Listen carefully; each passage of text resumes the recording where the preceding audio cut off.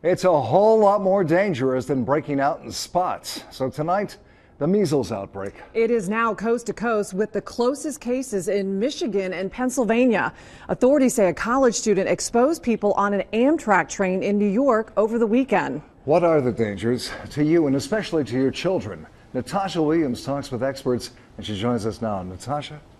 Well, measles hit an all-time high last year, Jack and Deb, and now we've learned the potentially deadly disease is spreading again. Now, we talked to an expert who says without the vaccine, no matter how old you are, you could get the measles if you're exposed. We caught up with Waynesville mom Margie Bradley. She says with the flu bug invading her home and attacking two of her teen daughters, she hasn't given the news about the measles much thought. I trust our pediatricians here that they have vaccinated my children. And they've needed everything that, they've given them everything that they've needed. But a recent measles outbreak linked to Disneyland's amusement park in California has made its way to Michigan and Pennsylvania and is now again drawing attention to the highly contagious yet very preventable disease. If you are unimmunized and haven't had the vaccine and you're exposed to it, 90% of the people that are unimmunized will get measles from the person in contact. Dr. David Roer of Pediatric Associates of Dayton says we've had many outbreaks of measles in our area recently.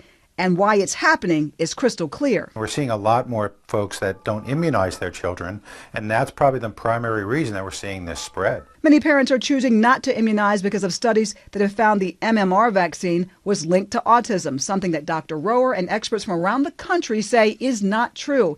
He says the bottom line is anybody, any age, can get it and will, if not protected. The key is, have you been immunized? So if you got 2 vaccines as a child and you've got documentation and you've been immunized, you're probably okay. The CDC does say if you were immunized between 1963 and 1967, you may need to get another dose because the vaccine at that time was not as effective.